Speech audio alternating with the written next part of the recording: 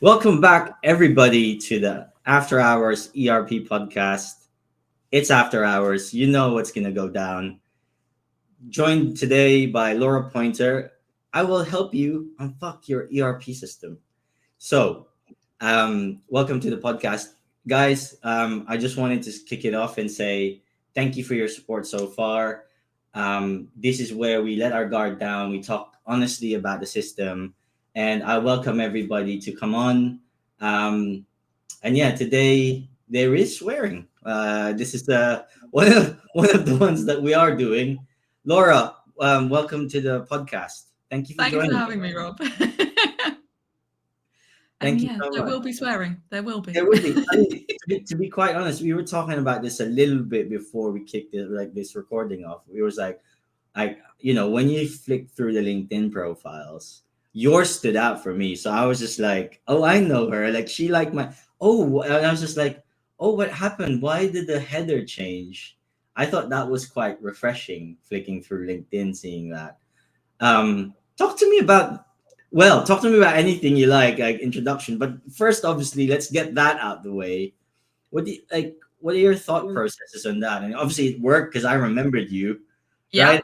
And Um, actually it's worked for other people as well in the past. I was having a chat with an implementation partner a while ago, earlier in the year, and they basically said, "Oh, I'm not sure the main family company would appreciate it." So I changed it to a mm, more vanilla version of it. mhm.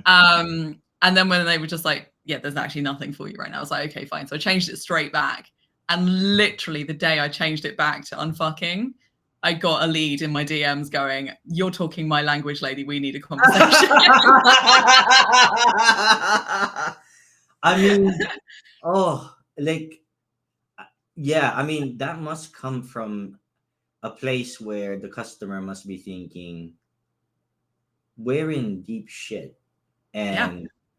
and we're spending hundreds of thousands or millions, Yeah. Yeah. and we are tired of the BS, right? Yeah. And we need to get things done. Yeah. And So, that's literally one of my old clients said that to me at one point as well. She was just like, "I know I can rely on you. You are my chief get shit donerer. If I need anything, I come to you." so Laura, I could tell we were both born ready from the womb, right? Like seriously, because we were just talking about this before, and I feel like we haven't spoken before. We have not, like literally, maybe 20 minutes ago or 15 minutes ago, we've met each other. So we're already like on this same page here.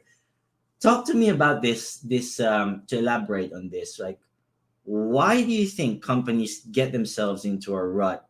I mean, there's plenty of reasons, right? But in your opinion, what has been those issues? What are those problems?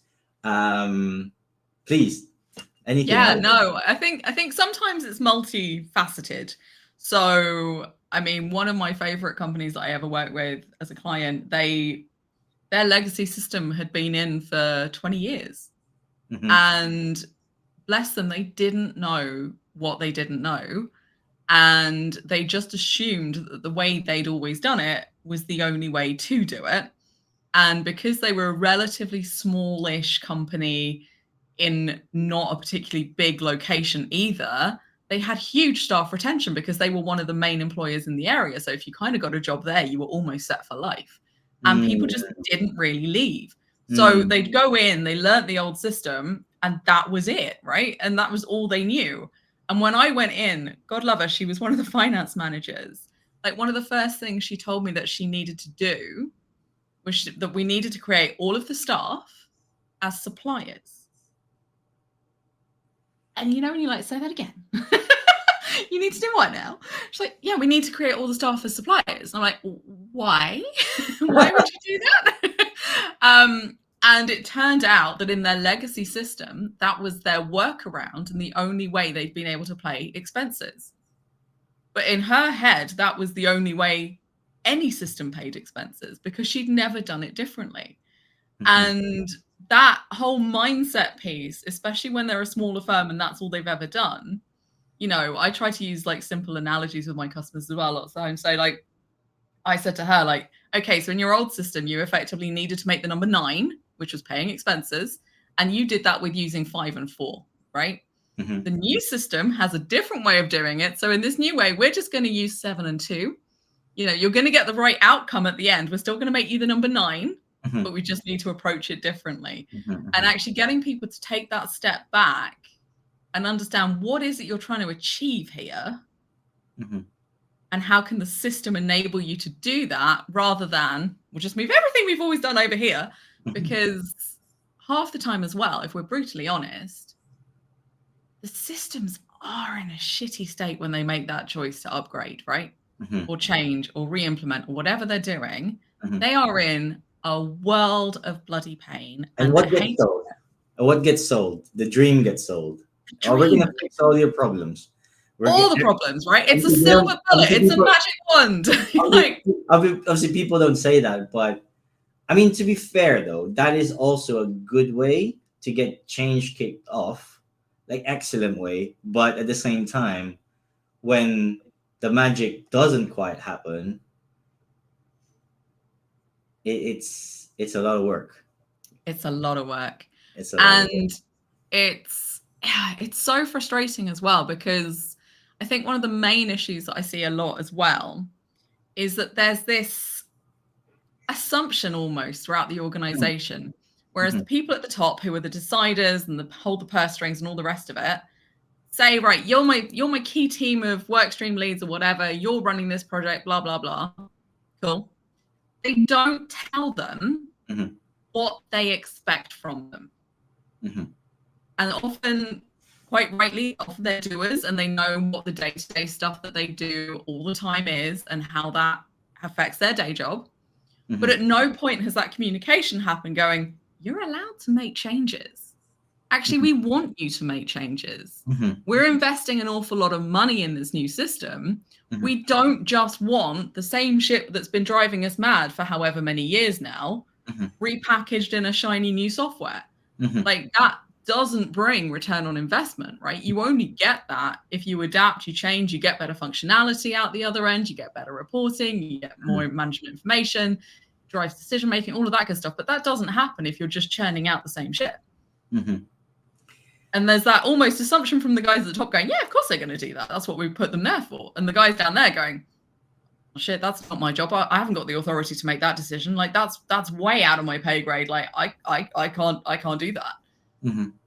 And that complete disconnect between the doers and the deciders, and actually getting that messaging and that communication flowing freely without almost fear of consequence from the guys on the ground doing the doing as well.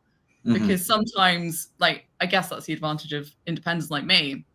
Like, if a company needs to be told their processes are really bad, like, I'm the sort of person that will just go in there and go, you've got a really ugly baby here. Like, I'm not being funny. I mean, I think that's good. And I think you yourself, you shouldn't be afraid to say that. But I think a lot of people say that anyway to make it as a basis for a contract or an implementation. But to me, who's making those decisions, they play a big part in, because if they're only going to hire people that think and look like themselves, that's also a problem. Or it could be a good thing if the leader was already efficient. But if they're not, that's only going to... You end up in a situation of the emperor's new clothes, right? Yes. And you've just got these people going, yeah, it's brilliant. Keep doing that. Do that thing. Well, I also think, like, there's multifaceted things that you've just said there that just jumbled in my head right now. So the first thing is, do you think that when this generation of people in the management, let's say in their 50s, 60s, when they retire and gets replaced by, let's say, the generation of the 30s right now, which are, like, I would say millennials that really have seen pen and paper, to the dial-ups, to internet. Everyone loved a good old dial-up modem. Mom, I want to get on the internet. MSN and all that. Much better. Okay. Yeah, like full signal now. So yeah, welcome back. Yeah, no. So we were talking about literally, and I've had a prop change as well because I've turned this thing around because my pillow is at the back. So the people that are keen when I piece this together, they were like, his pillow at the back is just turned around. That'll be really funny.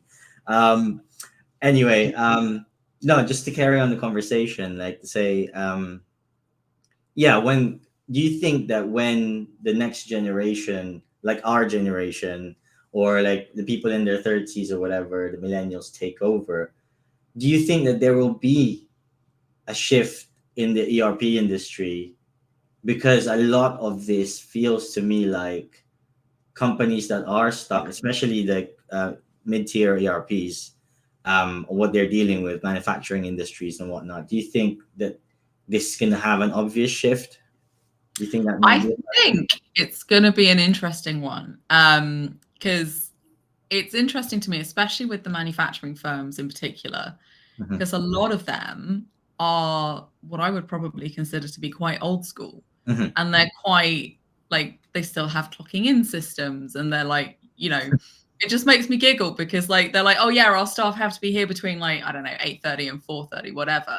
mhm, And you literally see a queue of the guys from the shop floor at like 4:15, all hanging around by that clocking out machine, just mhm. like waiting for it to go down. And they've like down tools for the day. And you're like, they're not working from Yeah, 8:30 yeah, till 4:30, but you're just insisting they're on the yeah, yeah, location. yeah, There's yeah, no benefit in them being there, but you've just said, you can't leave until this time, and it's just like, yeah. Mm, mm, it's one of those. I find it really interesting though, because like, we know everyone's different, right? mhm, And I mean, I'm saying that as a neurodiverse person. I was diagnosed with autism and ADHD later on in life. mm, But like, I guess it's also partly the ex-teacher in me as well, mhm, is that I know one size doesn't fit everyone, right? mhm, And some people will thrive from being on site, having that team environment, having people driving them forwards, and having that bouncing of ideas and all the rest of it. mhm, Great. If that's those people, bloody well let them, mhm, right? If you've got people that actually need that sort of mix of, okay, I need to go away and do some shit, so I'm just going to do that at home, but I like the banter every now and again, and let's come in and have that relationship thing. Again, cool, let that happen. And mhm, if you've got people that prefer to work from home and they know that's how they work best, let them. mhm. Like, don't get me wrong, I'm not saying a CNC machinist can work from home unless they're taking the massive machines home with them all the time, but Mm, you know, flex it with the roles. Don't just be so rigid and mm, archaic and mm, Victorian in your approach. If you must be here at this time and you mustn't leave until that time, and if you're mm, not here, if you're 15 minutes late, we're going to dock you with however much pay, or you have to work overtime. Why are we not results driven?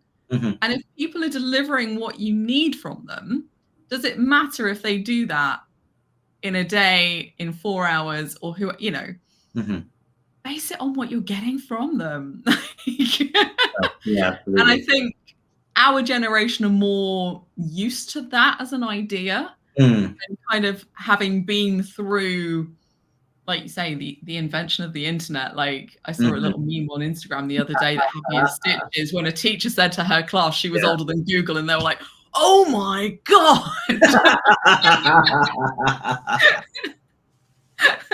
uh, yeah, I mean, I think it goes to show how um, it you have different levels in an organization, right? And the different roles are almost as telling as to what work needs to get done. So Yeah. it's fine. It is there for a reason. But when we talk about um, key users, so shout out to Marcel on the previous one.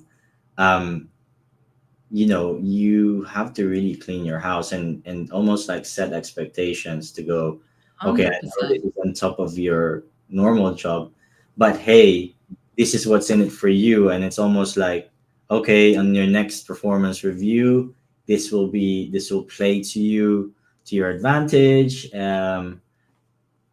I don't know. I've also worked in companies before where there was a retention bonus after an implementation because obviously the hounds are hungry. After your key users get good Yeah. experience, right? So, because even the IFS market has had its like ups and downs, right? Because there was a time when a keyword popped up on your LinkedIn and they're hungry, they're there, the roles are there, right?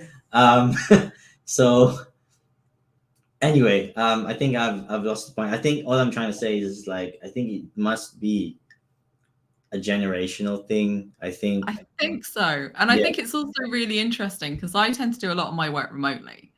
And when I was leading a program a few years ago now, like it was at the height of COVID, so everyone was remote as well.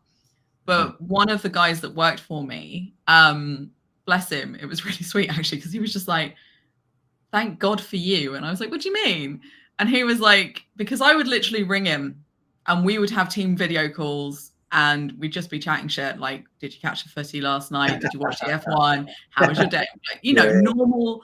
And it was just like those interactions vanished for a lot of people when they were working remotely. And I Mm. think that's why a Just lot of seeing people actually someone, just struggled. seeing someone else move in the office is quite Right. nice. Like, Yeah. yeah, yeah. Just to be And like, like oh, if you're in an office, you're not generally back to back to back to back to back.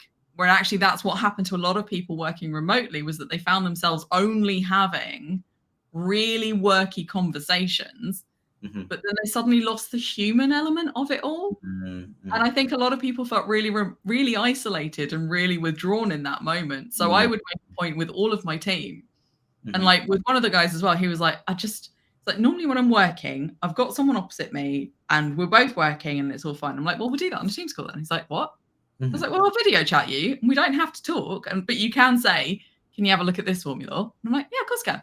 mhm, Shady screen and all that. And it was almost like being on opposite monitors in an office environment mhm, and just both of us tapping away, doing our thing, and then the other going, "Oh, can you just?" And "Oh, what about?" And it was just more of a natural working environment that way, mhm, without it being so structured and formal of meeting to meeting to meeting to meeting. Here's the agenda. Here's the output. Blah. mhm, And I think a lot of people almost lost the time to work and be human at the same time mhm. because if you're back to back, you can't actually do the work that's coming out of those meetings from the actions. And at the end of the day, we're not robots. We need that human interaction. We need Absolutely. the other stuff that, if you're in an office, you chat to your person at your desk, you meet someone when you're making a cup of tea, or if you go into the loo, you have these random little moments of non-work shit. Right? You're Yeah, like, yeah, right? take a break from the screen. I mean, I remember when I started working from home, um, and it was when I became a consultant, really, a serum consultant, and um, years back, and it was like silence, right? Because I used to work in the office. I had to go in basically, so I had to go in most of the time. And for the first time in like 7 years, 6 years, there's a laptop. I'm at home. I'm looking around me like, huh? There is no banter anymore. Like, there is no gossip. Um, there is no um, seeing other people that drive you to, physically motivate you. I think that was the biggest shift for me. I was just sitting there going, wow. I ended up getting a chow chow, like a dog, right? So she's still here with me. So she literally is the, however long, like she's like 5-ish now. So of the reminder of how long I've been working from home. And I think even consultants get stuck into working from home because they're expensive, right? Like you go and sit there, you work from home, and it depends on your role, but it's almost counterintuitive if you're trying to build teams and Yeah, build momentum because you need to talk to someone. You need to get them out of their head. Like yeah. you can't do that over teams most of the time, right? I think it is a really interesting one, but yeah, I think it's all about money at the end of the day. That's still gonna be the same. Yeah. It helps if you've got that personality to get people out of their shell, but it's a complicated one, man. Like you know what I mean. Like you have to get to know your client. You Yep. have to get to know what are their boundaries. How did they work best, and Yep. all of that. Like consultants have to think about. But I think obviously that was now I'm working like back with a customer. Things are different now. I'm like actually I have unlimited work to do. and it's just like it's getting to me in a way like the part of me that wants to just conquer everything, and the realization that I will not be able to in the time frame, like any reasonable time frame I want. That's the flip side, I think. Yeah. Yeah, it's different. So I I'm want also to. loving that you've got a dog as well, though, because I have 5 of my own. And I Oh, have to say, they are, for me, mhm. they're my sanity checks, right? Yeah. And Hmm. like, I've lost count of the times where I've been sat at my desk of a morning and I've been mulling over this problem and I can't see Hmm. a solution for the bloody life of me, and it's Hmm. driving me mad, right? Yeah, yeah, And then yeah, I take them out for a walk and then I come back to my desk and I'm like, oh shit, of course it's that. yeah, Why did I not see that straight yeah. away? I think, yeah, absolutely. Like the animals and working from home, I think that's, and everyone like for COVID, everyone got a pet, right, over COVID, because everybody I was. didn't. I already had them. Yeah, yeah, no, no, but like what the trend I saw, like the price of the Yeah, chow yeah. chow literally it's gone from, I think it's skyrocketed, like everything, like pelotons and stuff. Like it was a funny old time, like toilet paper, like it was surreal. But I think I was just grateful that I had the experience of working from home, but it still drove me insane being at home all the time. Anyway, Laura, I want to talk a bit more about yourself. I know it took us a while to get here because we got it off running really well so far, 20 minutes in. But I wanted to ask you, like, how did you get to where you are now? And you said you were a teacher before. Yeah. Um, yeah, talk to me a bit more about yourself. Like, how did you get to where you are, and how did you find this passion of yours? This is what you do now. So I think, like you say, for me, my path is not like most people's. I started out as a secondary school teacher. I was teaching music because I've got a music performance degree, which most people probably wouldn't think would lend itself to the wonderful world of IFS and ERP systems. it's it's funny because I actually said this to a friend of mine the other day. Some of the skills you need to keep control of a class full of 30 teenagers is not that dissimilar to delivering in a steerco where you've got some fairly big egos in play and you need to Mm, be the one making sure everyone's towing the line properly. yeah. Mm, So, transferable bits, which is yeah, interesting. yeah, yeah. Just bigger Um, kids, right? Almost. yeah, just bigger kids. But it also means that delivering training is something I find really easily and comes naturally to me Mm, too. And I can explain fairly, it's one of the things that they said to us when we did our teacher stuff is that basically, if you can't explain something really simply, mm, you don't understand it well enough. mm, And like, if you're hiding behind jargon and terminology and you can't think of a different way to get that message across, that's on you. That's not on the people that aren't understanding mm, it. mhm, So that really stuck with me. mhm. And yeah, so I left teaching and I fell into a role as a civilian in the police. I was working in intelligence and then No in way. covert surveillance operations. No way. Wow, that is awesome. That is It was a so. lot of fun, I can't Uh, lie. But what I will say is criminals are really antisocial. They don't always tell the truth and they don't just operate in a 9 to 5 window. Like mm, sometimes they'd be offending at stupid o'clock at night and you'd still have to be in the office because mm, so mm. yeah, it's a good environment, but you do burn out quite quickly because it's really intense when you're at that level. And from there, I fell into like resourcing for the police as well. Mhm, So making sure you had the right number of officers on shift and that sort of good stuff, and obviously the reporting and that side of thing that goes with it, and starting to configure those systems and mhm. build in the fun stuff of like shift patterns because they're delightful. And inevitably, police officers marry police officers, and then they have children, and then you need to change one person's shift pattern to match another one because of childcare. Chaos. Yeah, police officers, I would imagine, would stick together, right? Yeah, They absolutely. tend to. Yeah, it's for survival purposes, I'd imagine. Pretty much. Yeah, yeah, yeah. If you've not been in that environment, it's a very hard one to explain to someone else. It's a Mm, very, I very mean, unique world. to me that's obvious, but I think different. It's more different in IT teams or Yeah. consultancy teams because everyone does have their own lane, almost, right? And it's like, this is my lane. But sorry, I don't want to derail it. No, But no, yeah, you're good. keep going. Yeah, please. So yeah, then I fell into oil and gas, looking at management information and data analysis and reporting on that sort of stuff. And then I fell into operational excellence, which lended itself naturally to processes and how the teams were working. And Mhm. I think that for me was a real eye opener because they had such clever people working there, like so skilled, and like doctorates and masters coming out of everyone's wazoo. And then I'm looking at something and I presented this slide deck of information. And basically, like, there was a disaster that was going to happen. And they're like, your data's wrong. And I'm like, it's not my data, it's yours. And they're like, oh shit. I'm like, But like, they were just working in such siloed teams that they'd all either made an assumption that the other team was picking it up when they weren't, or actually they were duplicating. So you had the weird thing where you had this bizarre crossover where they were overlapping each other and causing chaos. And you also had it where there was this walloping great chasm in the middle where stuff had fallen down the cracks.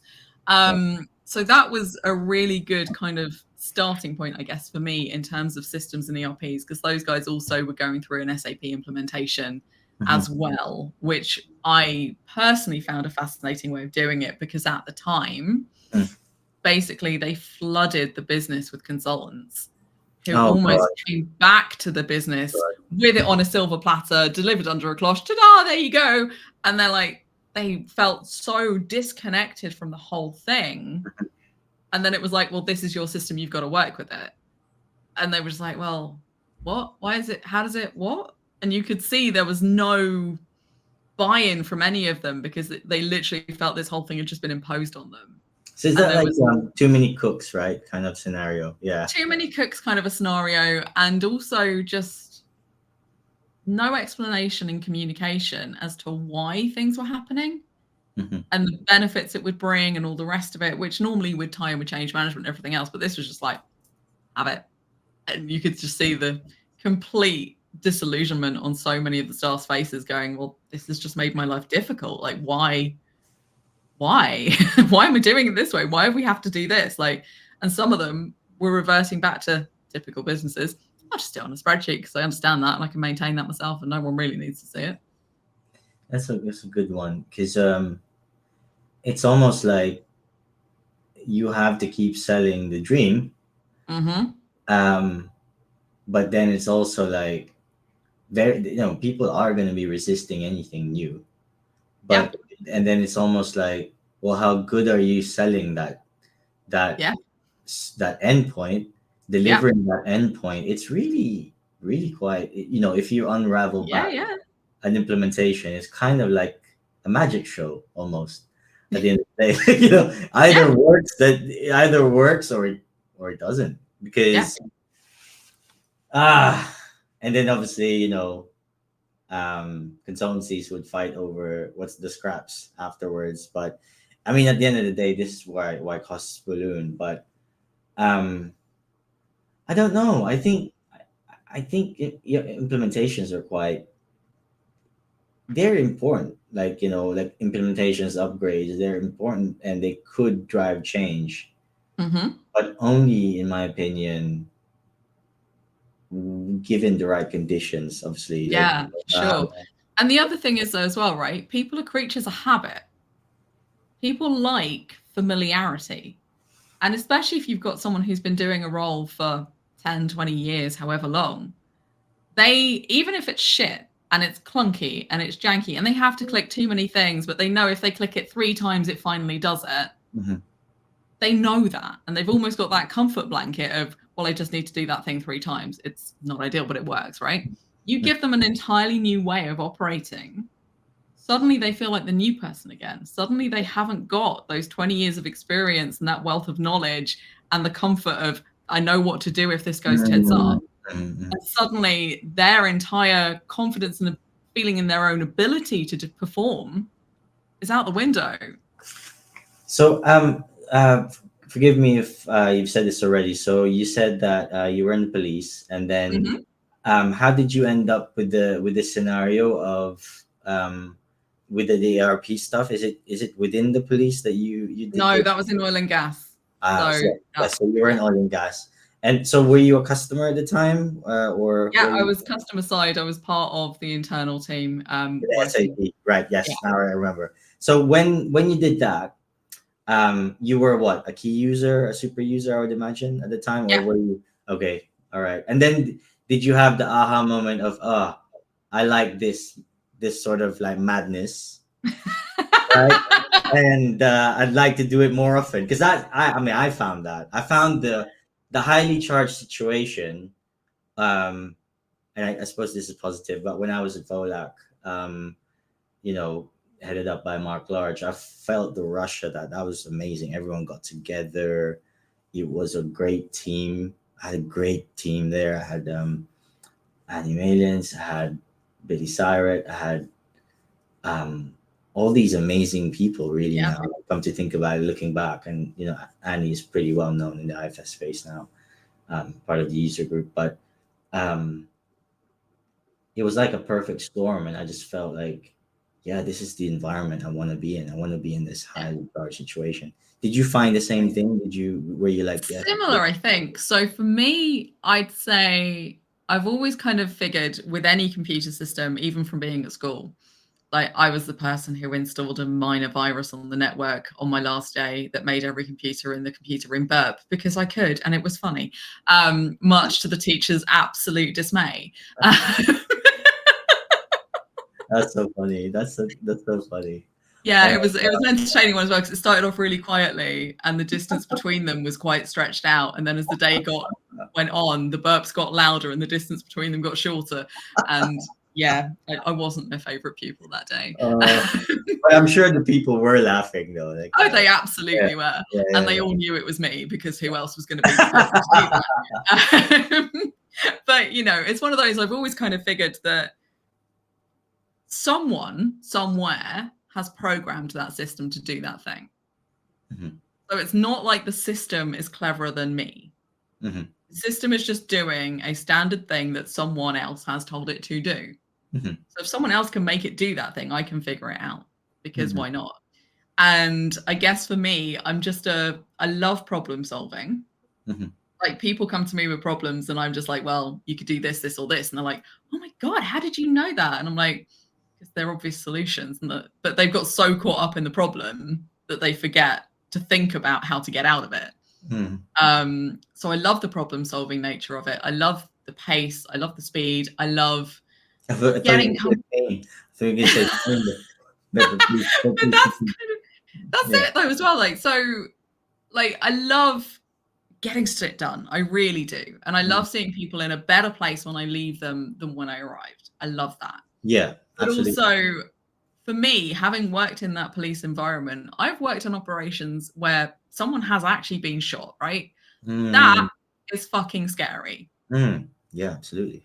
I've never experienced that on an ERP program. And everyone's like, you're always so calm. And I'm like, no one's dying. Yeah, yeah, yeah, yeah. My other half is a nurse, and Right. the stories and the flus that she brought home, right? Like, it's kind of like, okay, we're eating dinner. Okay, can you park that? Can you park that, please? And so I understand exactly what you're saying now. Where, well, I could only like imagine what it would be like Yeah. when your life is in danger constantly, and not even just physically, but I guess even mentally, or Mhm. like your identity is there. They know what you look like, and Yeah. that's a You're in the good dock giving evidence just like all the other police officers are. thing. And you're Yeah, putting some very bad people away for a long time. Absolutely, your name gets known. but I think in a corporate environment, if we unmask and unveil this a little bit more, um, obviously businesses are there to make money. Well, like Yeah. most businesses, not except if it's a charity, obviously. But then even that's a different topic. But Yeah. and I'm not gonna go there. But for the ones that like a normal setting, it's almost like there's lots of cloak and dagger, like Yeah. and typically databases and the information stores, there could be one or many, or and then the ERP is trying to encompass all of that Yeah. into one, and like And I sometimes have people feel really threatened by yeah, that I have because they've got used to being able to hide shit and do the smoke and mirrors and go, look over there, there's nothing to see here. And you're like, now there is. yeah, but obviously we both agree in this is that it is almost like an operation to Yeah. change habits to um but at some point you kind of think, well, where do you push the levers? Let's say, okay, I'll present you a scenario. What would you do if a company is not willing to spend um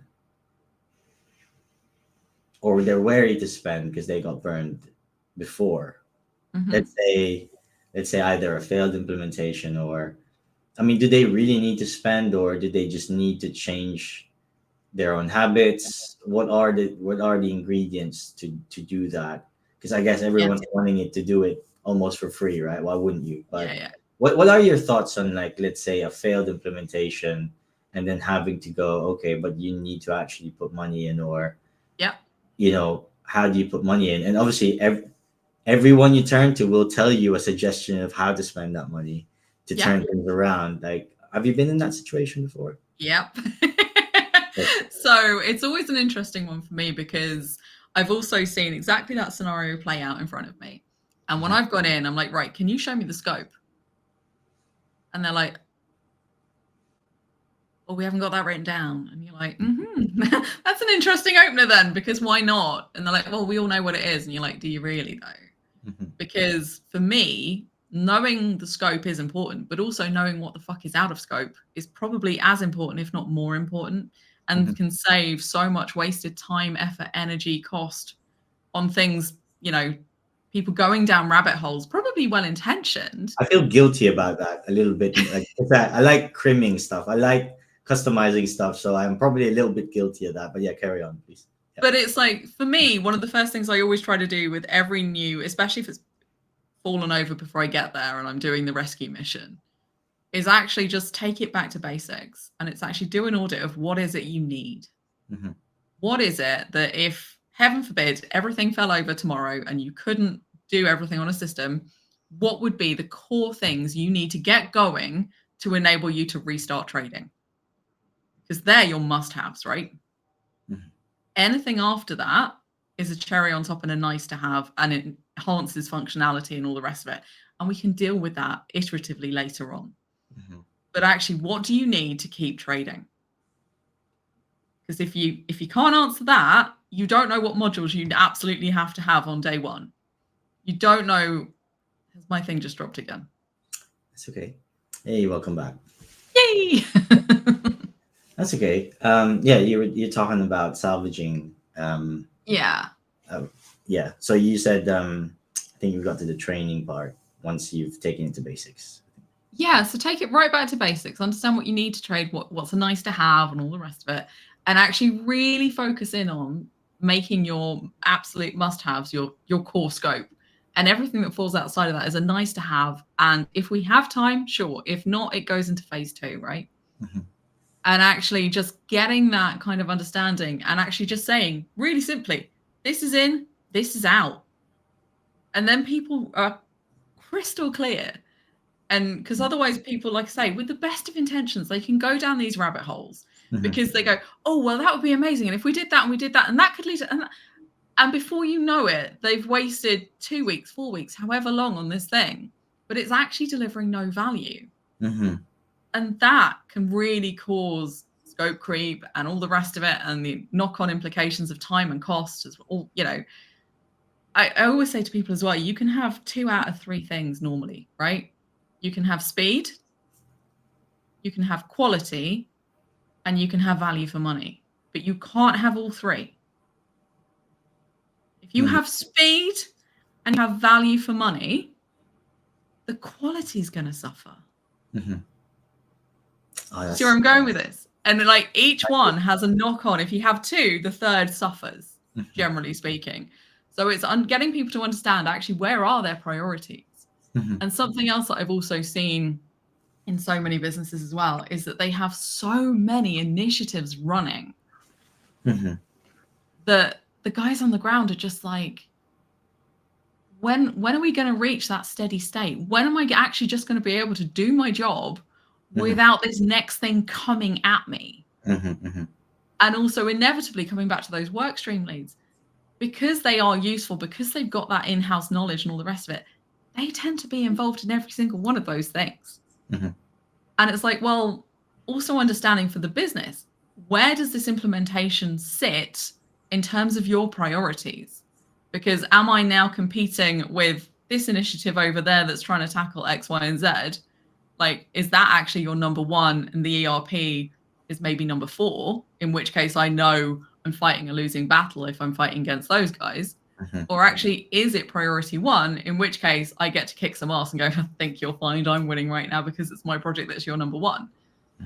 And actually getting businesses to admit where you are in their priority thing can also sometimes be a really important one to have, because they'll all tell you it's really important to their business and they can't cope without it. But they'll also try and almost not break intentionally, but they do end up breaking their people, because business as usual will always win, because it keeps the lights on and it keeps the money coming in and it keeps everyone paid and all that stuff. And you can find your project just slips because they haven't actually factored in the staff need to have stuff taken off them if they're going to actually do a true service to the ERP. So that's obviously the implementation side. Let's talk a bit about IFS in general, like, because we're in this topic before I move post implementation, because I want to pick your brain on post implementation as well. But like, while we're still in the implementation one, how are you finding IFS Cloud so far? That's an interesting one, because I've got experience of IFS 2003, 7.5, 8, 9, and 10. Okay. Including Arena within 10.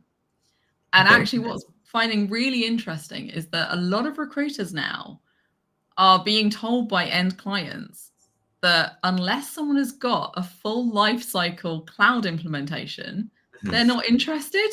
And you're like, it's not been out there for that long for people to have gone through that. And actually, if they've got experience of Arena as a platform, it's reasonably transferable. Yes, there's bits you need to pick up and learn, of course. But if you're not getting that exposure to it, you're never going to have a full life cycle. Like, someone somewhere is going to be your first on whatever level of the version you go in at, right? So let's get this. Let's knock some things off the list that I know on top of my head. But you can all, obviously, guys, take this with a pinch of salt. This is all I know, and this is not it's not the facts or truths. But I guess you've gone out of your way to get some cloud training, at least. Like, you've seen, okay, so you have that. Perfect. What's the problem? Right. Because I mean, to me, like, having worked in multiple versions of IFS myself, and I don't know if this is a recruiter thing or a customer thing, or there's just too many in the market that are trying to upskill. Because obviously we are in the cloud now, and cloud is the thing right now, and it's moving fast. But I'm just thinking of the guys that are not yet in cloud, because, well, it does cost millions, or at least $1 million, maybe. Yeah. I haven't heard of it cheaper, but and then there's the people that are working really well in previous versions. They are still improving it. They're still trying to do that. I'm pretty sure probably apps 10 implementations have stopped now because the support's going out anyway. But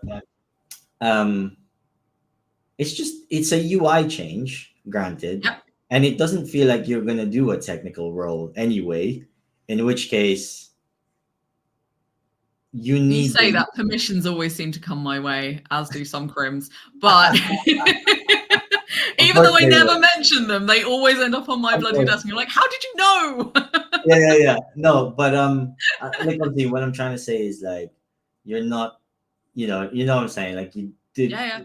It's mostly a UI change, and sometimes a process change, but only the steps change, but the actual logic Well, Yeah. sometimes I tell a lie, obviously, because I know too much. Obviously, that sometimes the logic changes as well. Like we're talking like work order, work Yeah. task um, scenario here because I'm learning service right now.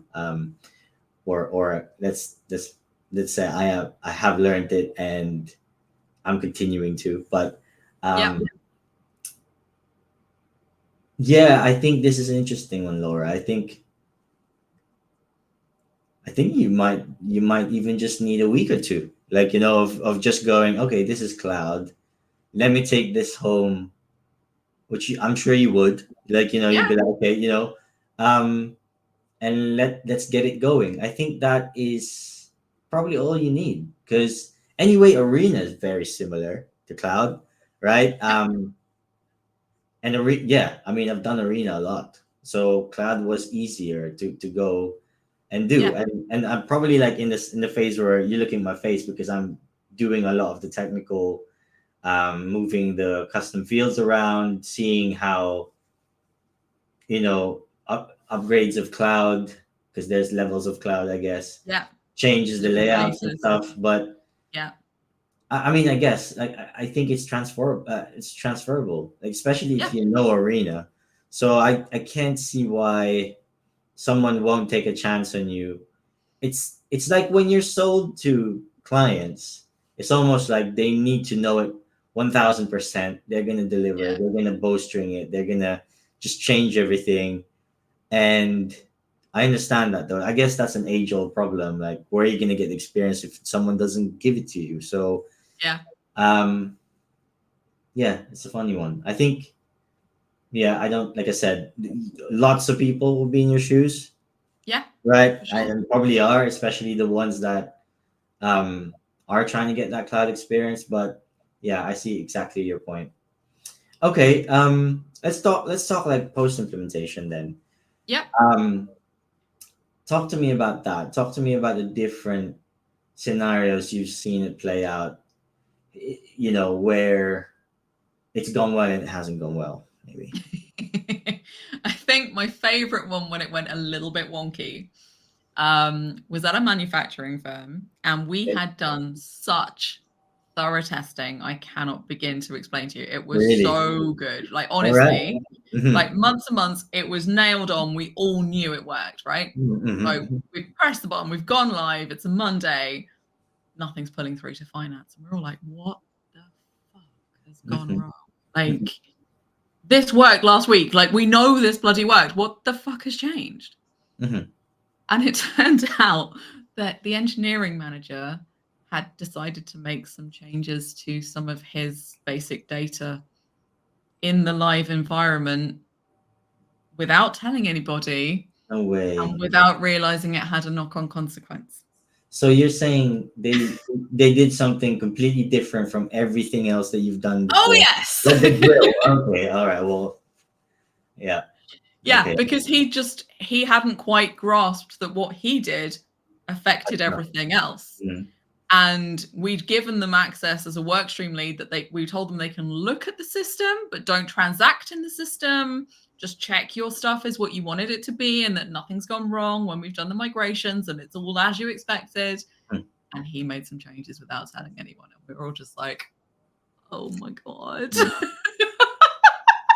Yeah. At least he did admit it though. It was about lunchtime when he went, oh yeah, that might have been me. And you're like, Like the reason. Yeah. but also thank God he told us because we were all just like, what? Like we're all just thinking that something's gone horribly wrong in the database or something, Yeah, no, user. Stuff that you can't plan for. Humans being human. What is your highlight project that you did turn around? Highlight one. That's a tricky one because there's a few that, like, I think for me, like the first one was amazing, and they were a manufacturing firm up in the Lake District. And I'm going to say they were amazing, mostly because they were small, so they didn't actually have as much external support as you would expect. Mhm. But actually, it meant I had an absolute baptism of fire, and I got exposure to the full footprint of Apps 9 Mhm. in one hit. And I was almost their internal functional expert on every bloody module, which was just like, okay, this is fun, but like a little overwhelming, but we got there. But it was a phenomenal learning. And that, I think, was when the first person called me a Mary Poppins of business too, which I really liked as well. I like Because that. obviously, Yeah, you know, she sails in when things are chaotic and she sails off again when the wind changes and she's no longer needed. yeah. And that was just like, I love that. And it was just like, just explaining to the guys on the ground, like when they'd be like, oh, I'm not sure how to do this. And I'm like, well, show me what you're doing. And literally I'd sit next to them and keep my mouth shut and they do the whole process. And you're like, so you do know, you're trying to use me right now as a safety blanket and a comfort thing, which isn't really my role, but I'm happy to watch you do it and tell you you can. Yeah, no, I think there's a lot of that, isn't there? Like of Yeah.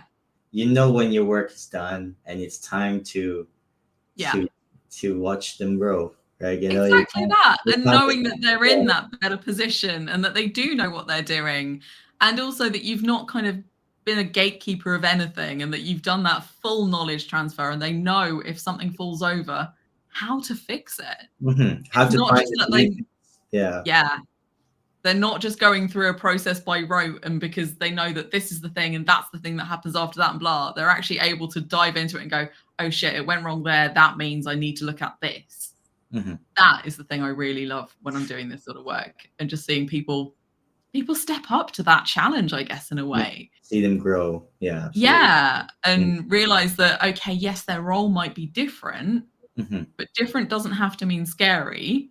And different doesn't have to mean, oh God, I don't know how to do my job anymore. Actually, if you embrace it as the internals on the customer side, you become bloody invaluable to the organization.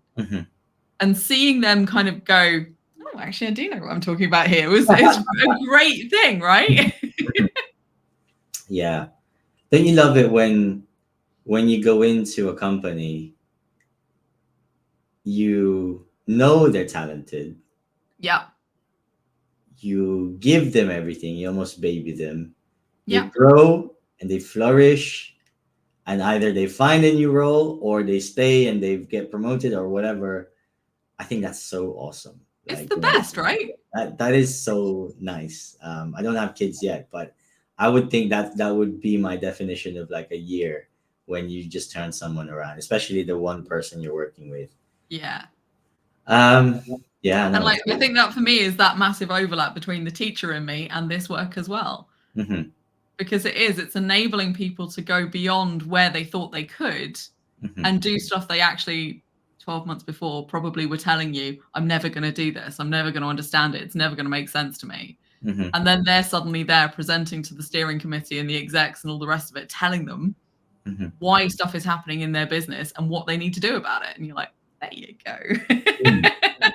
It's almost like ERP or IFS are just a conversation starter, really, for things that need to happen in your business. It's quite a lot of the IFS. I think a lot of people that I guess haven't gone in that deep are thinking IFS is this magic thing that if you know it, you're gonna be a wizard in solving problems. But actually, it's just a tool, really. That literally that. And if anything, it's also a bit of a mirror.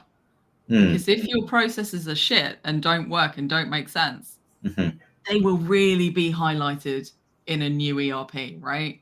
And also, one of the other things I find a lot as well is when companies are trying to push back against doing things the way the system is designed.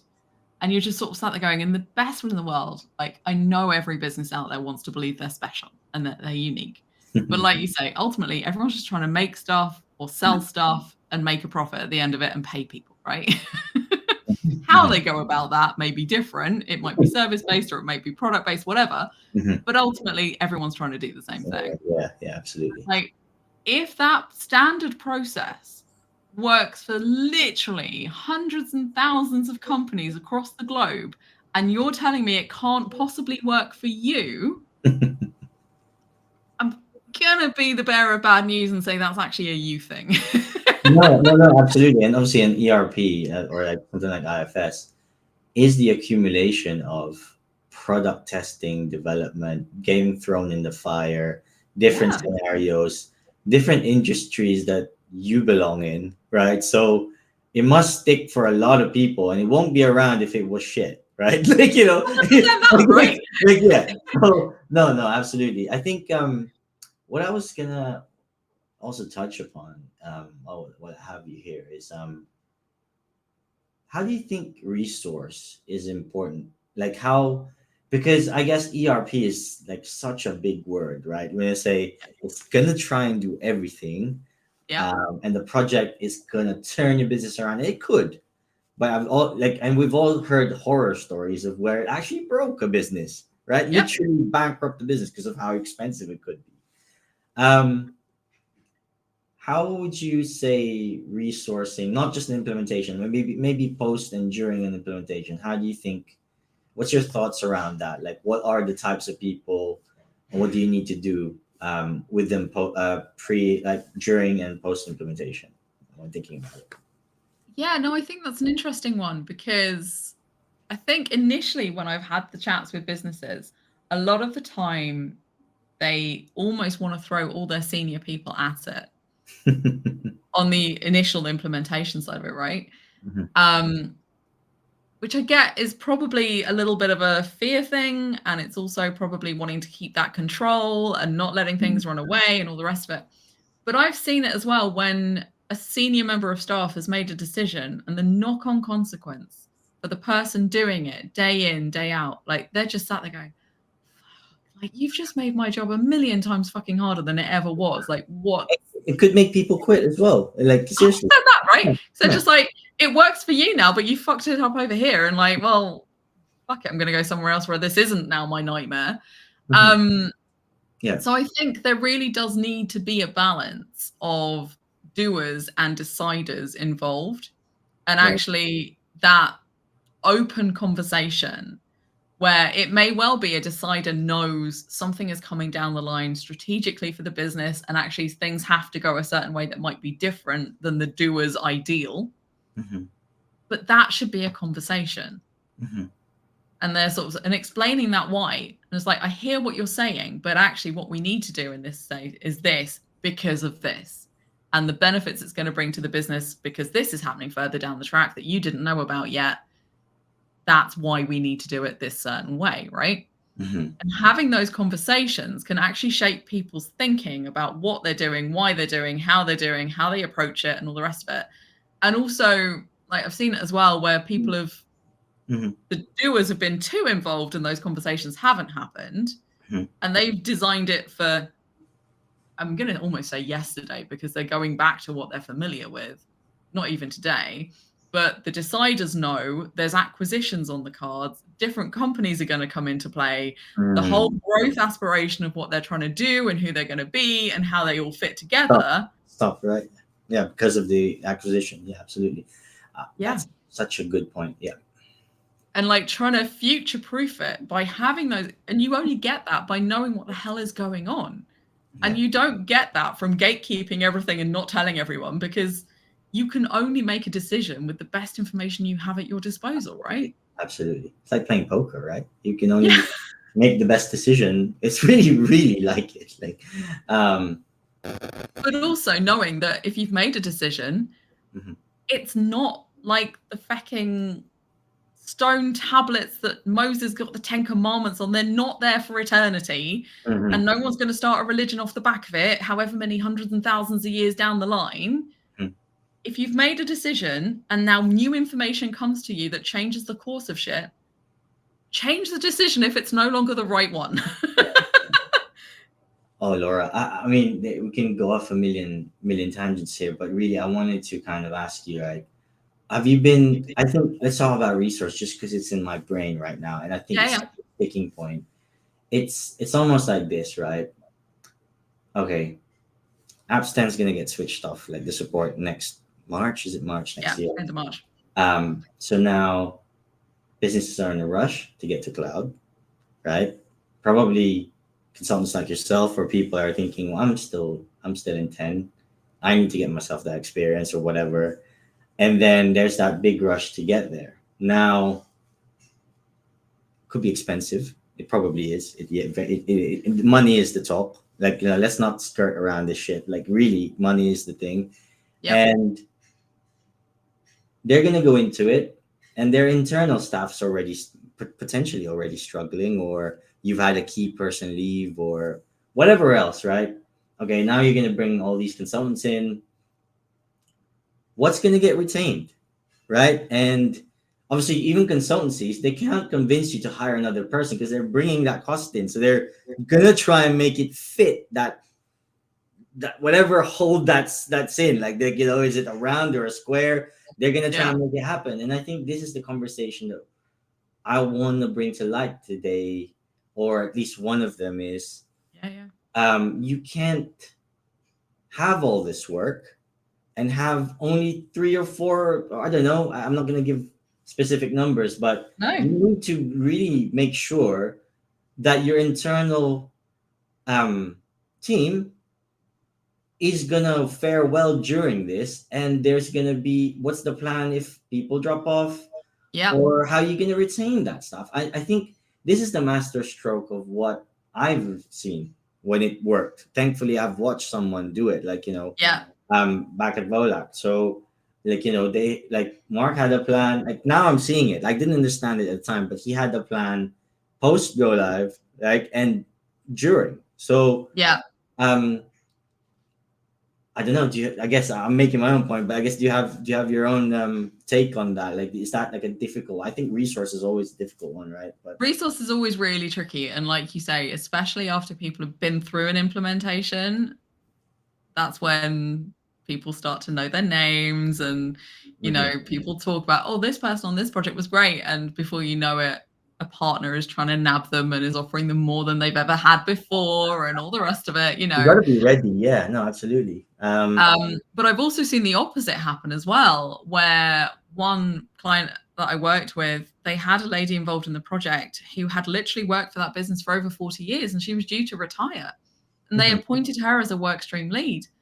And with the best will in the world, she was a lovely lady. And oh my goodness, she had an absolute heart of gold. But I'm just sat there going, why is she a work stream lead? Because literally, she said very openly to everyone, as soon as this is live, I'm retiring. Yeah.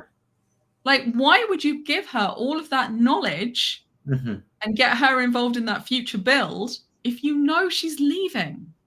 Like, why have you not done that internal rejigging to upskill people that have worked alongside her to make them now have the ownership and feeling good about themselves because they've now got an opportunity to do more stuff and drive stuff forward, and enable her to skip off into the sunset very happily and go and do whatever she wants to do in retirement? But Laura, I'm going to hone in this particular instance. Yeah. Maybe they didn't listen to you, right? Maybe because there was too many cooks in the kitchen. Because this is the thing, especially in we're talking multi-million, pounds, dollars, whatever. Yeah. There will be a lot of strong personalities that tell you what you should do, especially if you. Sometimes, and obviously, this is the flip side. This is when you have millions, you want to have as many consultants as possible, throw money at the problem, right? That could work and not work, right? Yeah. I guess. Anyway. I mean, I can think of one off the top of my head that wasn't my project, but I know of an implementation that a friend of mine was involved in, that they had loads of consultants, massive spend, well over 800 crims, I think, at one point. 800 crims. Literally. And when you're just like, why has nobody put the brakes on this? And why is nobody reining them in? And oh my goodness. Oh, man. Yeah.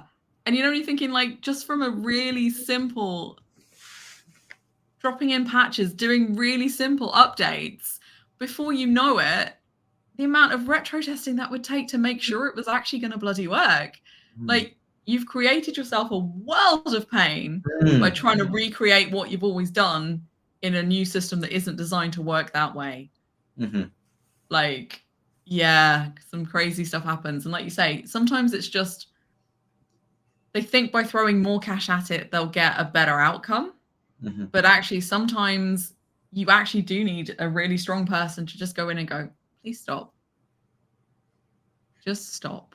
And let's actually regroup. Let's understand what's happened, why it's happened, where we're at, and where we've got left to go. I mean, I've even gone into a project a couple of years ago now, and they were in the middle of their SAT testing, right?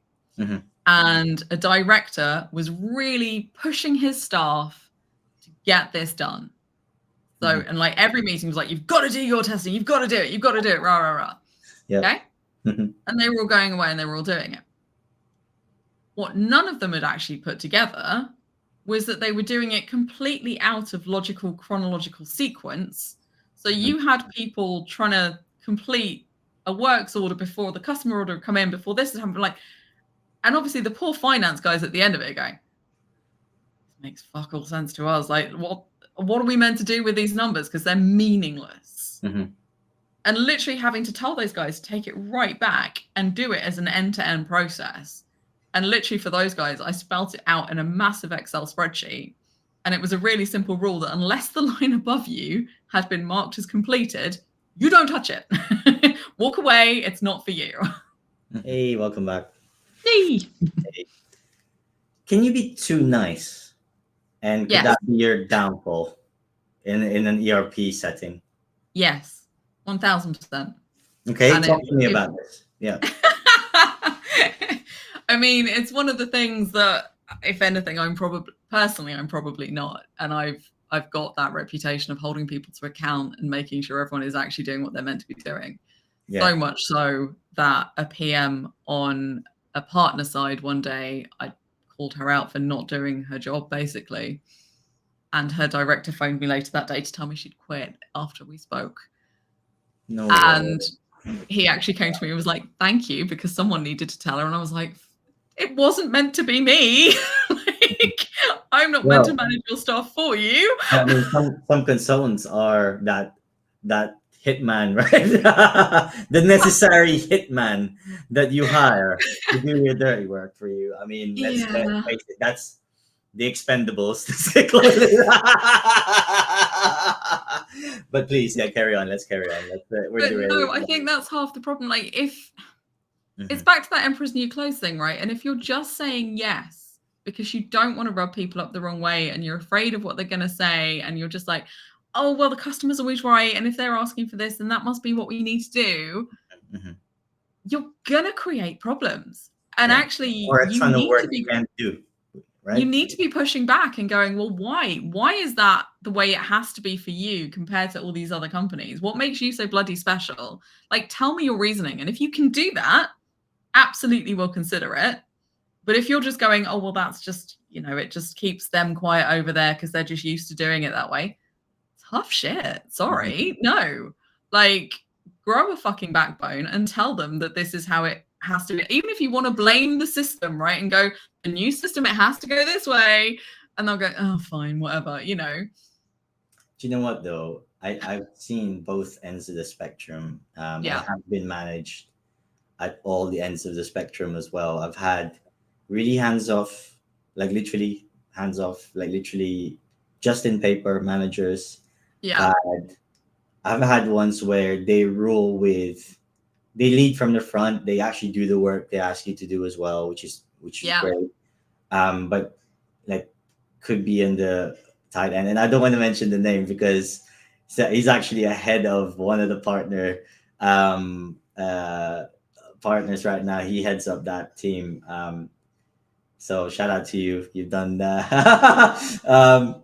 But he still put fear in my heart right now, but really respect as well because he leads from the front.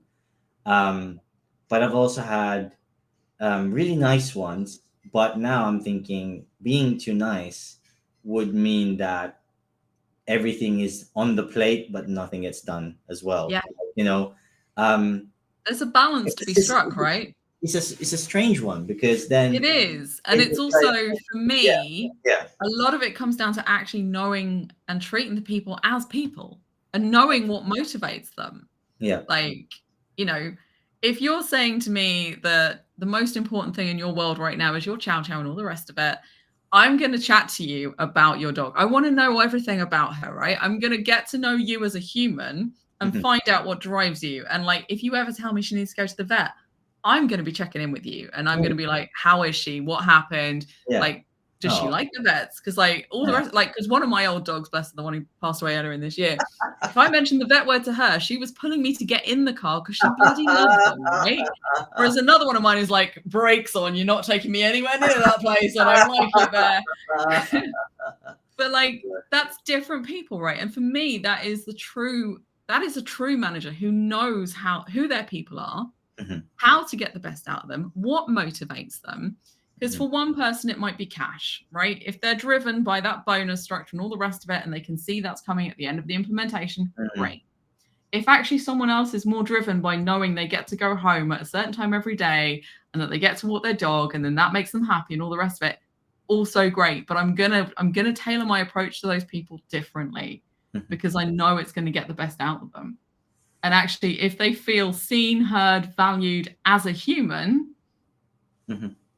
they're gonna do more for you. And actually, also having that, I had it once with a consultant from IFS themselves, actually had a very poorly child who messaged me from the hospital saying, I've had to come into hospital. Can we postpone our call a couple of hours? Yeah, absolutely. Right? No, not my answer at all. Oh, My answer they was can help no. with that. Oh, My answer was really? no. I'm not talking to you today. You are at Ah, the hospital with your yeah. I child. was gonna say, yeah, Do not message me yeah. until you are home and your child is okay. Mhm. Like this, not important. Because your head's not going to be in the game anyway. Yeah. 100%. Your head's not going to be there. You've Mhm, got way more important shit going on in your life right now because you're so concerned about your little one and they're in hospital. mhm, Don't talk to me. Like, just tell me when you're home. Tell me when you're fine. Tell me when you're ready to have that conversation, and then we'll talk. But mhm. like, he was completely like taken aback, going, "Oh, but no, I've got." I'm like, "No, no, no, nah. Like, Married life to comes work. first." And Yeah. like, bless him, after that the relationship he and I had was so much improved anyway. And Mhm, like, I knew he would have done anything for us if we needed him to. mhm, That's not why I did it because it's the right bloody thing to do. mhm, Because ultimately, if I always kind of view that, and if someone were to do that to me, how would I feel? mhm. Would I want to feel that pressure of, okay, shit, I'm in the hospital, but I'm going to try and go to my car and I'm going to maybe try and connect to Wi-Fi somewhere or tether to this or do whatever. Mhm. That's just going to add stress on top of stress on top of stress. I'm really going to resent that person if they put me in that situation, right? Mhm. And if they're like, you know what, whenever, come back to me when you're cool and when it works for you, I'm going to be like, that person's a bloody legend and I love them. Yeah.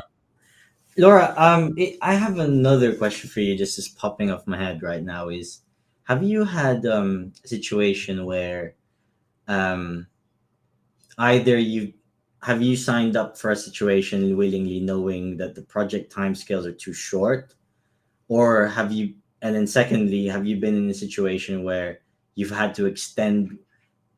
You really know you had to extend it. I mean, maybe let's take this one at a time. Have you come across these scenarios before? Um, Both. okay, I had a feeling that was the case, but please, tell me. Yeah, I mean, I've gone into some that their timelines had been given to them by externals. Right. Okay. And when you've gone in and you're just looking at that going, Yeah. really? And like, Yeah. they're like, yeah, but like, maybe I start with them in the June and they're like, yeah, next by Christmas, this is going to be in and it's going to be live. And you're just like, Mm. no, it's not, boys and girls. I hate to be the bearer of bad news, but not in a month of Sundays is that happening. Mhm. And you can see them going, oh no, but they've told us this is what we're going to do. And you're like, Mhm. mm-hmm. Mhm. And I'm telling you, it's very unlikely unless you stop every operation that's going on in your business and you only do this for the next 6 months solid. And this is, you're going to Yeah. stop producing and you're going to shut your entire business and you're going to do this, then maybe. But even then, I'm doubting it. And they're like, really? You're like, yeah. I hope they listen to you. Yeah. They did. They were very good, actually, bless them. But Mhm. and then they were sort of going back to the partner, going, "Well, why did you tell us we were going to get it done by then?" And like, But I've also had the opposite, where a customer refused to sign off on a phase. They'd had the initiation thing, they'd had the proof of concept played back to them and all the rest of it, but they wouldn't sign off to move forward. And they stalled for over 8 weeks. And you're like, Is it fear of the new, I guess, or I think so. And also the fact they liked the fact, and I mean, one of their directors literally did this to me on a call, so I'm going to do it to you right now. He was like, I can tell you how long it takes to build this. I'm like, right? Mhm. Because that's a mobile phone. That is this will have a yeah set of variables and configurables that are structure? finite, that you choose that, and it costs you that, right? Mhm. People are not like that. People are not like that. In IFS, that is so configurable that every single sodding dropdown is part of your basic data. Like, what is right for your business, even though you may be a very similar business to one that's 5 miles down the road that's also using it, Mhm. you're going to have different basic data. Mhm. So can I tell you exactly how long it's going to take to do this stage of the project? No. Mhm. I can tell you roughly, and I Mhm. can tell you for your workstream leads, we're expecting around 60% of their time, Mhm. And how which it's I also then got pulled up in another meeting when I was like, right, so we need these guys for like 3 days a week. And they were like, you've never told us it's 3 days a week. And you know, you're like, oh God, I've been saying 60% forever. And Mhm. you've not equated that to be 3 days. Like, Mhm. how have you missed that? Oh man, I So think now, literally, whenever I'm doing it, I will spell things out in every possible connotation because I'm like 60%, 3 days, and, you know, trying to really ham it home. But then I'm also saying to businesses, like, I'm not going to do you a Gantt chart to the nth degree of everything, because as soon as I've done it, it's going to be out of date. Mhm. And I'm also assuming you have hired internally good people who can self-lead and self-manage. And I'm not going to say that Joe is working on his work stream from 9:30 till 11:30 on a Monday morning, and then he can go for a wee, but only as long as he takes 5 minutes. And then when he comes back, he can do his day job for this amount of time, and then he can do that. And then he has, like, I'm expecting to say to him, I need this from you by How this long? date. Oh, okay. Not how Crack long. on. We need, yeah. You need to set him a target, and then Yeah, here's your deadline. This is what I need from you. you check It's up. up to him. Yeah, absolutely. I'm going to be checking and making sure he's on with it, but he's got to do the balancing, right? And if he knows he's not going to meet that deadline, tell me way ahead in advance as well. Because I've always, like, I've got this cheesy saying that I say to most of my clients, right? I operate on a principle of no surprises. The Right. only acceptable surprises on an ERP project are chocolates, cake, booze. Right? I don't want to see a red, amber, green and everything being fecking green. And then we get to that milestone and it suddenly breaks on and it's red. Mhm. That is not okay, because that means you've been blowing smoke up my ass and you've been telling me a crock of shit. Mhm. If you know, which you will do, that you're not Mhm. going to meet that deadline, which has a knock-on consequence over there, I need to know, and that needs to be an amber, and I need to be talking to people and saying, right, he's struggling to deliver over here. And he's telling me it's because he's now getting conflicting demands from his line manager. So either, as the exec team, you need to put the line manager in his box and say, nah, he's working on the ERP.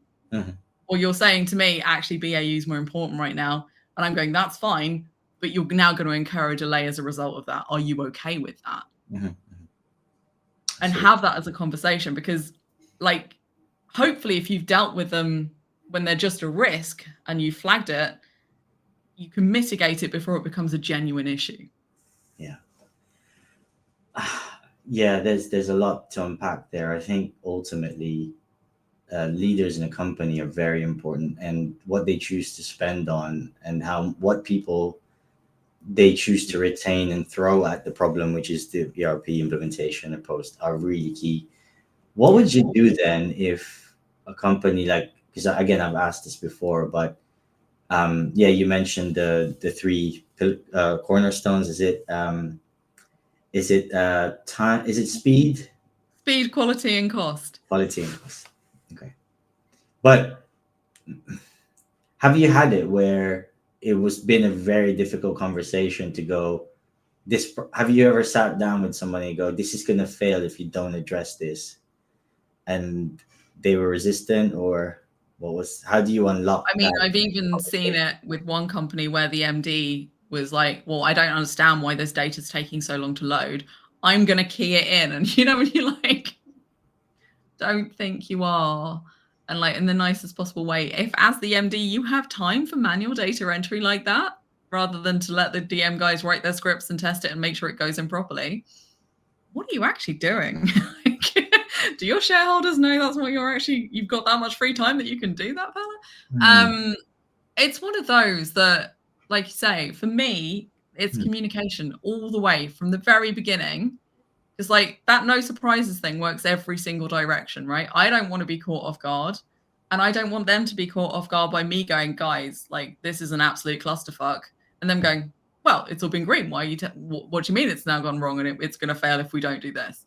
Because they should have had sufficient ambers along the way and gradually going into reds for me that when I'm there going, like, we are now critical path here. This is now an absolute blocker. And if we don't get over this milestone, we've fallen. Like, they should know that conversation is coming their way. Like, I would have been having offline chats with them as well, just kind of going, okay, I've done this with you in a big meeting, but actually this is what I'm saying and what I need you to do. I almost wish that there was a magic wand for post-implementation projects, because once people go live, I feel like some companies take the break off and like, they take the foot off completely. They're like, yeah, like literally, like we've spent so much money on this, we're not going to spend any more. Yeah. But what they seem to forget, and there's like, I think it was one of the partners who've got a brilliant graph as well that they show about this, and they call it a J curve. Right. So when you've gone live, you get a dip before it picks up, because now you've suddenly got an entire workforce. It's not just your user community. And yes, you'll have trained your workforce, but now they're actually hands-on and doing as part of their day job. Things will slow down when that initially happens until it picks up and everyone's back up to speed. There's no external people you have to like entertain. There's no pressure to perform. So now it's gone live and you're like coasting away. The work does not stop. If anything, the work begins. I mean, but obviously that's different. Go live is exactly that. It is not the bloody end of the process. It's almost a restart of the project, but now you're dealing with it in-house, right? Because you've now got rid of those external support people, which also, in an inevitable amount of ones I've seen, phase 2 stuff suddenly becomes non-existent because they haven't got the support they need to actually make it happen. So phase 2 becomes this mythical being that, maybe one day. If we pray to the gods of ERP enough, maybe it will just naturally happen. You're like, pray oh hard God. enough, your staff is suddenly going to be magically motivated to get to phase 2 themselves. No. Yeah. Laura, I want to fit this in, and I know we're kind of like towing the line with like how long we're doing it now, but because I'm really enjoying this convo. Let's talk about briefly about the recruitment and whole thing about contractors, internal staff, partners, ERP, not just IFS. How do you think what do you have any? I don't even know how to phrase this question because it's so off the cuff, but is there any myths that you want to break down in the whole thing? I'll leave this kind of open-ended. I don't know what I'm just trying to get the conversation going, but yeah. So it's a really interesting one. And I think for me, my beliefs around this stem from that first SAP exposure I had in oil and gas, when they just threw consultants at it and then it just got given to the business to run with. And I do not like that way of working. I don't think it works well, because ultimately you've just got a bunch of people that know the system, but don't know the business. Yeah. Right. I and say this move all it. the time, which actually feels very affirmative to me when I say, I come in and say, actually, coming into my new role, like 3 months now, I don't know the business. It will take me time to get to know the business. I might know the system. I might have, I might know cloud, but goodness, I Yeah. don't know your business, right? Yeah. And that's exactly it. You've got to have that sweet spot of the balance of people that know the system and people that know the business. Mhm, And actually, when you get that balance right, that's where the magic is in the middle. mhm. And also, with you saying about partners and contractors and all the rest of it as well, without meaning to sound political, because I'm not trying to be, Oh no, but this is the after hours podcast. partners have to toe the line with their own way of working, and especially if they've got gold, silver status with IFS, there's certain things they have to do. Is it always the right thing? Not necessarily. And for me, that's where the independent contractors come in, because you do get to be the one just to go, wait a minute, what's right for the business here? What's right for them as a customer? It might not be your cookie cutter approach, Mhm. because they may have certain weird complexities that actually they've proven to us are valid, valuable, gives them an edge, and they need it. Yeah, it's part Therefore, of we the have to, it's part of the yeah, game to make it succeed. Yeah. exactly that. And, you know, for me, that is the beauty of being that external, is I get to hold every single bit of the puzzle to account, including me. I'll be the one that goes, it up. And even that, people find really disarming, because seemingly most people aren't willing to put their hands up and go, whoops, cops that one up completely. I think it's a great point right now where you go, it's almost like, to say I don't know, it's almost like suicide for IT, Yeah. or like someone that's supposed to have all the knowledge, right? Because knowledge is power, but it also needs, your brain is not going to be there every day either. Like some No. days, some And days. also, there's also that balance of, just because you can do something Mhm. Doesn't mean you doesn't mean should. you should. Because that means you'll just do absolutely everything and do nothing, right? Yeah. Um, wow, that's a great one to let that sink. But okay, to hone in more specifically, have you Mm. seen any kind of like cowboy practices that you kind of go, I really wish this didn't exist in the ERP space? Let's have some fun before this one ends. It's been even though I've thoroughly enjoyed it, it's time to throw the script out the window now. Why are we here, I right? love it. Rob is going rogue. Yeah, I think I was born rogue. I was just I think this is just the perfect platform to show my madness. What can I say? But yeah, please. I Do you have think, anything? Because I'll maybe I'll share something. I think it's ridiculous when um like the catch 22 scenario you had here. Like, how are you gonna get the experience if someone doesn't take a chance on you? It's like being a yeah, graduate all over again. That's one. The second thing is yeah, I mean, it goes without saying, there's probably 100 applicants per job right now, right? So yeah, everyone's trying to get that edge. So why it's important to build a brand, but and communicate. But it might not be. You don't need the best personality to do a to implement technical specifications. Like, like you're yeah. not gonna find. You might not even like the person that you might be interviewing, but they might do a great job. Like once they're there, and this is I think Absolutely. there, and also there are things where there's another thing is like the recruiters like kind of fighting over one role.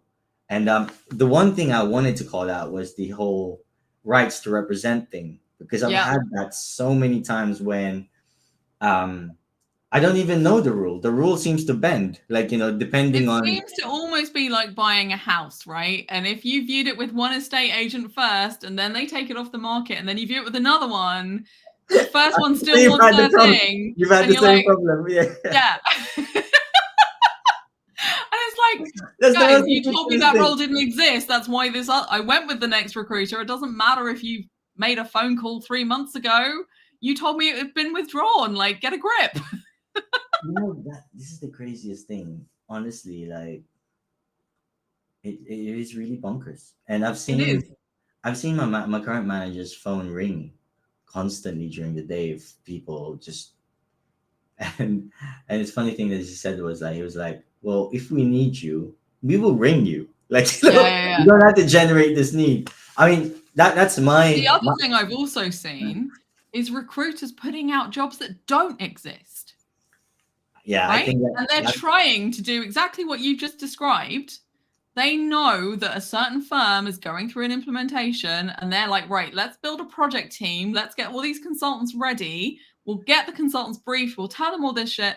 Then they'll ring the manager at the fucking client and be like expecting them to go, yeah, absolutely. Of course, we'll work with you on this. And like you say, they're just like, if I need you, I'll ring you.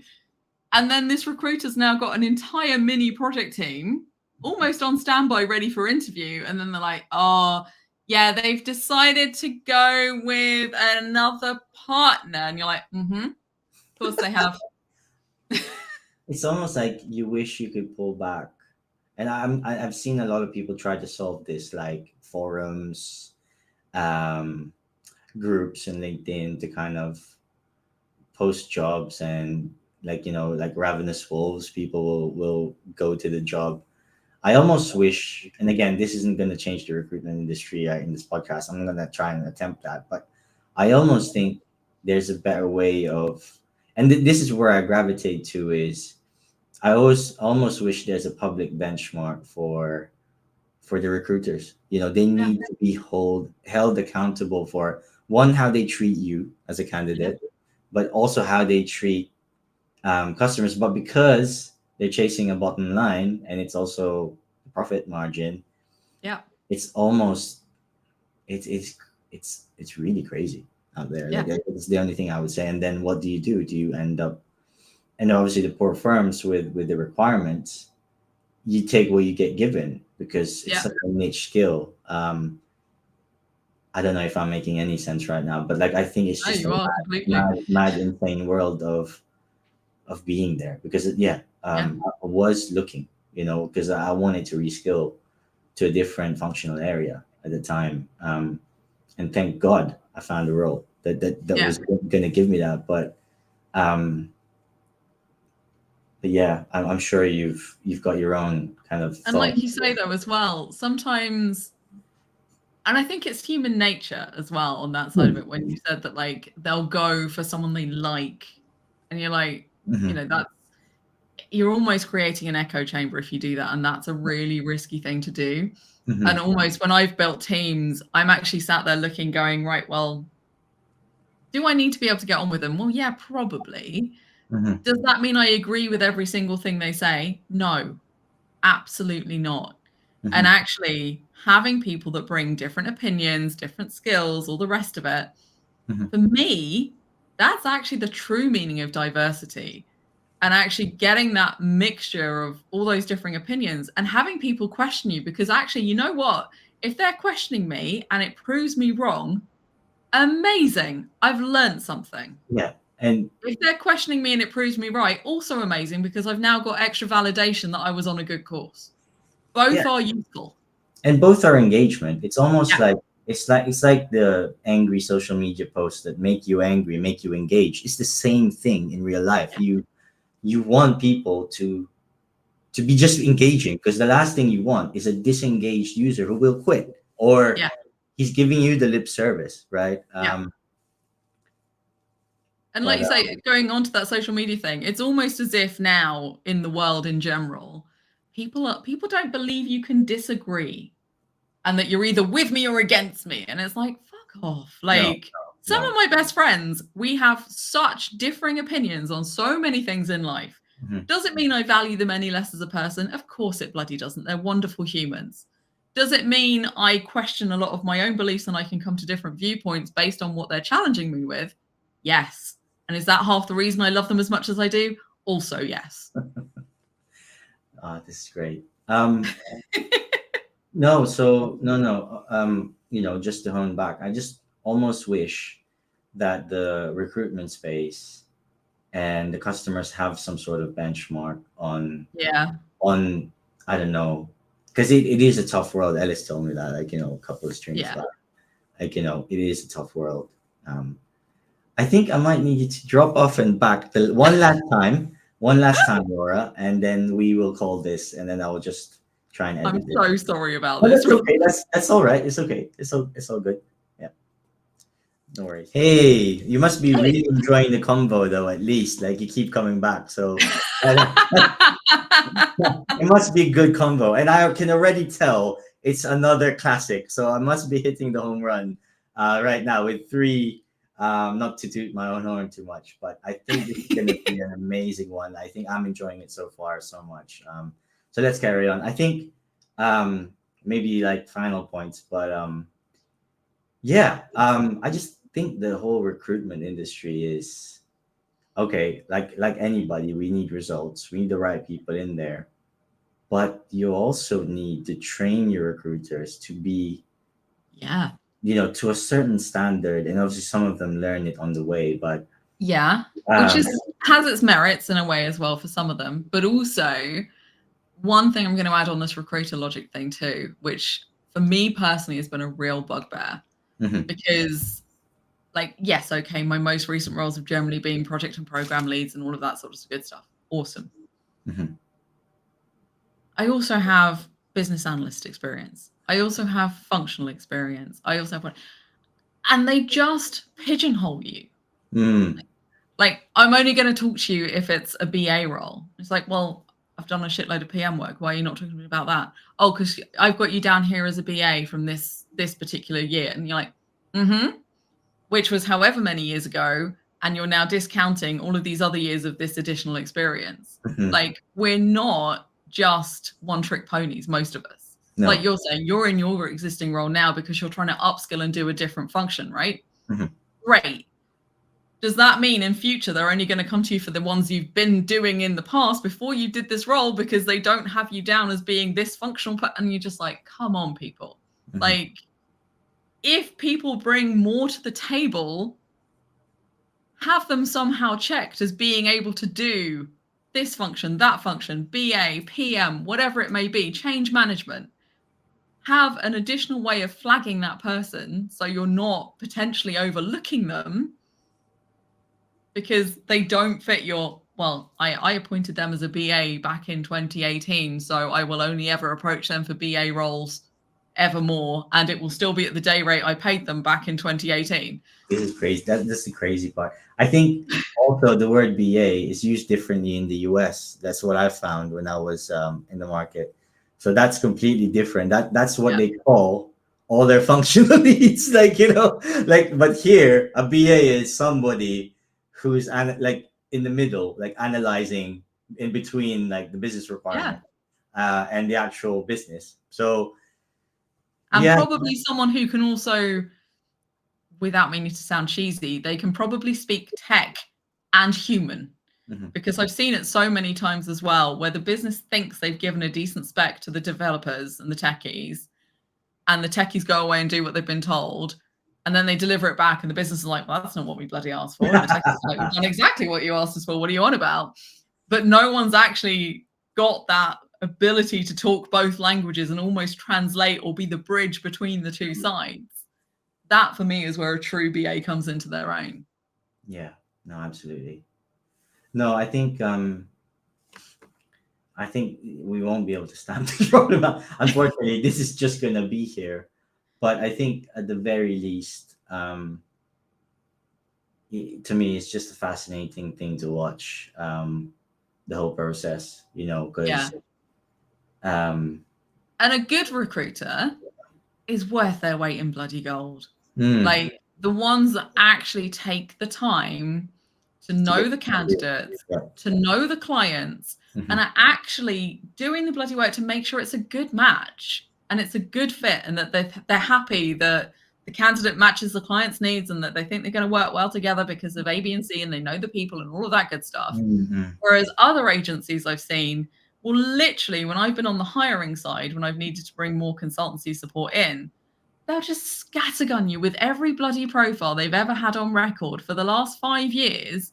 And you're like, why the fuck would I talk to that person? They've got no, like, what? No, why? Like, why have you even sent that person through? Yeah. Whereas Yeah, the good ones, you get it and you're like, I need to talk to that individual because I know they're going to do a bloody good job. such a crazy balance though. Like as you said though, right now you don't want to be pigeonholed, but it's almost like they also need to know though on the flip side what the role is. Yeah. So it's almost like, all right, this ditch the names of this role. What is Yeah. the problem, and who has Yes. done this already? Yes. That sounds like they've done this already, and get them in front of them. That's Yeah. it. Like forget about the role now. Yeah. Obviously, it's different if it's like an implementation and you need obviously like module type experience in IFS. So, but I'm talking here if the role is malleable, like a BA slash PM, which actually they could be malleable. They're not necessarily the same because a BA could not have the responsibility. They could just have the translation that they need to do Yeah. and the functional spec. But the PM actually has to sort everyone out, which is you know Heading kittens, basically, when you're a PM. yeah. But I can understand the crossover because as a PM, you probably need to do a bit of that as well and roll up your Yeah. sleeves. So, no, I completely agree with you. I think And I it's don't think I've probably ever done an implementation where I've just done the role that I've gone in to do either, because it's grown arms and legs and the client suddenly realizes that you bring more to the table and they're like, any chance? And you're like, oh yeah, go on, it needs doing. but Laura, also on the flip side, though, right? It could be daunting for somebody who's just been in 1 or 2 years to Yeah. actually, because they've got the feeling, well, what is, I'm placing people all over this place, but I haven't actually done the work, which Yeah. is, it's almost like it begs me to question, like, well, should there be should you have had to go undergo a crash course of the different modules before you even start as part of your onboarding, right? I don't know. Again, I've never been a recruiter, so I don't know No. if that's a thing or not. But I just feel like that would be such an easy thing to do. So Yeah, for sure. then, Or then even like you say, just throwing them in the IFS Academy or something, just so they've got some exposure and have a feel for the sort of stuff they're actually talking about and what it means and in it would be real so good life. for the candidate as well. It'd be like, oh my god, this is so refreshing. You know what I'm talking about right now, right? And probably for the customers too. Yeah. Laura, is there anything you want to finish on? I know we're nearly 2 hours, and this is the thing. Like, I've not actually gone this long. I know we've been dropping in and out, but is there anything that you want to sort of any topics you want to finish off on? I give you the floor. Ooh, is there? I think for me, it's just a general thing, like we said earlier on. And I think for me, it sums up the whole conversation. Like for most businesses, if you do what you've always done, you will get what you've always got. And is that the reason of you investing so many millions potentially of money to just get the same thing in a different package? Because if you genuinely want change and you genuinely want improvements, you are going to have to change along the way. And being up for that challenge, actually, and being able to make decisions, sometimes on the fly, but based with the information you've got at your disposal. Mhm. Like, I think it was Barack Obama that basically said he makes decisions at 51% because it's over that threshold. Right? If you've gone past that halfway point, make the decision and go with it. And know that if you need to change it, you can. Mhm. But just, you know, an ERP implementation isn't an IT project. It just isn't. Mhm. If it's done properly, it's an entire business transformation piece. Mhm. And it will bring changes and challenges along the way. Benefits too. Oh, God, yeah. But you're never going to get those benefits if you just do what you've always done. Mhm. Laura, I've enjoyed this conversation so much, and like you probably feel, we could have probably gone on another hour. All night long. All night, baby. After hours. After hours means near bedtime too, or maybe past it. So we need to be careful. But I thoroughly enjoyed this. I hope this shows the audience who Laura really is, and I felt like I've had glimpses of it. Um, so I really thoroughly enjoyed that, and I hope to catch you back on at some point. Love to. Let's yeah, no, let's reconvene. Let's talk about things we haven't before. And yeah, it's been absolute pleasure to meet you. So thank you so And much. you. Thank you. All right. Thanks, guys. Like and subscribe, by the way, and help me get to 150 so we can live stream. But no, thank you so much, Laura. And I'll see you around in the ecosystem. Thank you. Absolutely. Cheers, Rob. Thank you.